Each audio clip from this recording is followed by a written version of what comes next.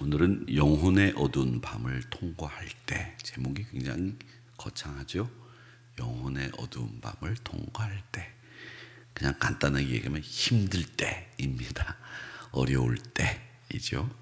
신앙인도 뭐 어려울 때가 있고 기쁠 때가 있는 것은 다 똑같습니다. 어제 제가 안경이 이렇게 알이 빠져가지고 제가 늘 다니는 안경점에 갔더니 이제 이런 얘기 저런 얘기 하다 목사님도 사모님 몰래 돈을 이렇게 목사님이 이렇게 따로 이렇게 빼두세요. 그래서 아유 그런 거 빼야죠. 그래가지고 제가 책장 안에 늘 말씀드렸던 것처럼 책꽂이 안에 몰래 넣어놨다가 어디 책에다 넣어놨는지 몰라가지고 못 찾다가 이사 가는 날 책 정리하다가 거기서 봉투가 툭 떨어져가지고 괜한 돈 생긴 것 같고 굉장히 하루 종일 기분 좋은 적이 있었다 그랬더니 목사님도 똑같네요 그러시더라고요. 그래서 아이 저도 똑같다고 그렇게 얘기했습니다. 목사도 똑같습니다. 뭐 다른 거 있겠습니까? 별 수 없습니다. 사람이란 다 똑같죠. 믿음이 있다고 해서 우리가 뭐 어려운 일 없겠습니까?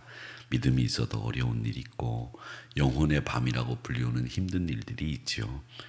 욥은 자기가 태어난 날을 그래서 저주했습니다. 예레미야 선지자는 하나님 왜 나를 부르셨습니까? 눈물로 이스라엘 백성들을 위해서 기도하다가 하나님 앞에 항변하기도 했습니다. 이런 일들이 우리 믿음의 사람들에게는 있는데 이렇게 힘들 때 어떻게 해야 되느냐. 오늘 이 시편 77편은 힘들 때 우리가 어떻게 해야 되는지를 잘 보여주고 있는 말씀입니다. 제일 먼저 힘들 때 어떻게 해야 되느냐 말씀을 보십시오. 이렇게 얘기합니다. 내가 1절 말씀을 보면 내가 이렇게 시작하죠. 근데 여기에 내가가 4번이나 나옵니다. 내가, 내 음성, 또 내가, 내 음성 이렇게 얘기를 하고 하나님도 2번이나 불러요. 하나님께 하나님을 2번이나 부르고 한 절에 나라고 하는 말이 4번이나 나오는 거예요. 내 음성, 나 이렇게 나오는데 이게 힘들 때 이 말씀을 보면 힘들 때 사람의 마음 상태가 어떤지 그 상태를 잘 보여주고 있습니다. 왜 이렇게 됐느냐? 마음이 약해져 있는 거죠. 힘들면 마음이 먼저 약해집니다. 어려워지니까. 그래서 누군가를 의지하고 싶고 누군가 도움을 받고 싶은 이런 마음이 들 것. 이게 바로 마음이 약해진 상태이기 때문에 그렇습니다. 자, 그런데 이렇게 힘들 때 어떤 현상들이 또 일어나느냐. 4절 보세요. 내가 눈을 붙이지 못하게 하시리니. 잠을 못 잔다는 거죠. 너무 힘들어서 근심해서 잠들지 못하고 있다. 응답이 없는 하나님 때문에 절망하고 있다. 그러면서 이 절망하고 있는 이 모습을 그대로 보여주고 있습니다. 그러니까 이렇게 고백하고 있는데 뭐라고 얘기하느냐? 10절 말씀 한번 가보십시오. 10절에 보면 또 내가 말하기를 이는 나의 잘못이라. 이 모든 것이 내 잘못입니다 라고 하는 정직한 고백이 있다라고 하는 것을 봅니다. 그러나 여러분 힘들고 어려울 때 하나님 앞에 나가서 우리가 제일 먼저 해야 될 일은 뭐냐? 이는 다 내 잘못입니다 라고 하는 이 정직한 고백이 우리의 영혼을 건강하게 만들고 약해진 우리의 마음을 강하게 만들 수 있다라는 것을 알 수 있습니다. 시편 기자도 이는 나의 잘못입니다 라고 하나님 앞에 자신의 잘못을 토설하고 있다라고 하는 거죠. 이 정직한 고백이 우리를 그 고통에서 건져낼 수 있다라고 하는 것을 보여주고 있습니다. 자, 그러면서 시편 기자는 어떻게 하고 있느냐 하면 이렇게 얘기합니다. 주께서 영원히 버리실까? 다시는 은혜를 베풀지 아니하실까? 그의 인자하심은 영원히 끝났는가? 그의 약속하심도 영구히 패하였는가? 이렇게 이야기를 하면서 자신을 돌아보고 있습니다. 하나님이 나한테 베푸셨던 은혜, 하나님이 나한테 베푸셨던 사랑, 그게 이제 영구히 패해졌습니까? 끝났습니까? 하나님 그렇지 않을 겁니다. 그러면서 자신을 돌아봅니다.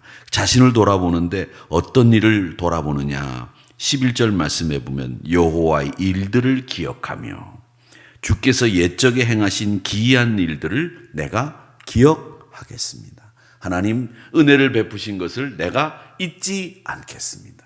그러니까 여러분, 우리 믿음의 사람들이 고통의 밤에 어려운 그 상황에서 우리가 해야 될 일은 뭐냐? 하나님이 나에게 베푸셨던 그 기이한 일들을 기억하는 일, 그것이 우리에게 꼭 필요합니다.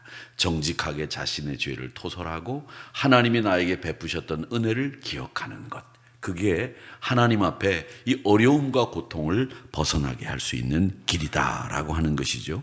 재미있는 말씀이 여기 두 군데가 있는데, 하나가 10절의 말씀입니다. 지존자의 오른손에 해, 이렇게만 돼 있어요. 우리 한국말 성경에는. 그렇죠? 지존자의 오른손에 해. 이게 무슨 말이지? 이렇게 생각할 수 있는 말씀입니다. 지존자의 오른손에 해, 이렇게 돼 있는데, 해는 뭐냐면 2022년 해, 이걸 얘기하는 겁니다. years. 근데 이게 해가 영어로 보면 원래 단어가 복수예요. 해들입니다. 해들. 그러니까 지존자의 오른손에 해라고만 번역되어 있는데, 이 말씀은 어떤 말이냐면 하나님이 우리를 향해서 가장 길게 손을 뻗쳐서 나를 도와주신 해들, 이게 정확한 표현입니다. 하나님이 그 오른손을 가장 길게 뻗으셔가지고 나를 도와주셨던 해들, 2020년도 되고 22년도 되고 2025년도 될 것이고 2030년도 될 것이고 옛날 2050년도 될 것이고, 그렇죠? 그렇게 나를 도와주셨던 해들을 내가 기억합니다. 그런 해들이 나에게 많았습니다라고 하는 말로 해라고 돼 있지만 해들이고요. 그 다음 오른손을 길게 펼쳐주신 날, 이런 뜻이 원래 가지고 있는 말씀의 뜻입니다. 그러니까 이 말로 보면 지존자의 오른손에 해, 이게 무슨 말이지? 그 다음엔 바로 여호와를 기억했다라는 말로 이어지기 때문에 이 말씀을 이해하기가 어려우실 것 같아서 제가 여러분들에게 설명해 드렸습니다. 그 다음에 또 하나 19절에 보면 주의 길에 바다에 있었고 주의 고든 길이 큰 물에 있었으나, 이렇게 되어 있습니다. 여러분, 제가 늘 말씀드리죠. 구약 성경에 있는 바다, 물, 이거는 다 원수들이, 마귀들이 있는 악한 대적의 세력들이 있는 곳입니다. 거기에 여호와의 길이 있다라는 말은 뭐냐면 하나님이 그들을 물리치시고 하나님이 그들을 이기시기 위한 방법을 쓰셨다라는 거죠. 그런데 그 방법이 뭔지 우리는 모른다라고 하는 말이 주의 발자취를 우리는 알 수 없습니다, 이렇게 고백하는 겁니다. 그러니까 우리의 원수들을 이기기 위해서 주는 우리를 위해서 싸워주시는데 그 방법이 우리는 뭔지 모릅니다, 이런 이야기를 하고 있는 겁니다. 그렇게 하나님이 나에게 베풀어 주신 은혜를 기억하면서 시편 기자는 이 어려움을 극복하고 있다라고 하는 것이죠.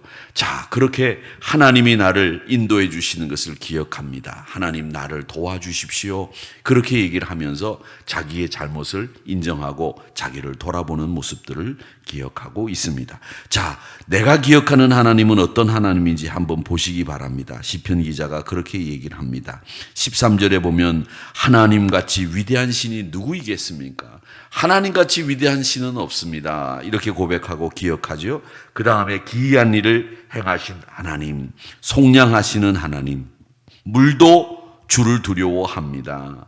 그러면서 주의 화살이 벌써 날아갔습니다, 이렇게 돼 있는데, 날아간다는 말도 뭐냐면 번쩍거리면서 날아갔습니다, 이런 뜻으로 표현이 되어 있습니다.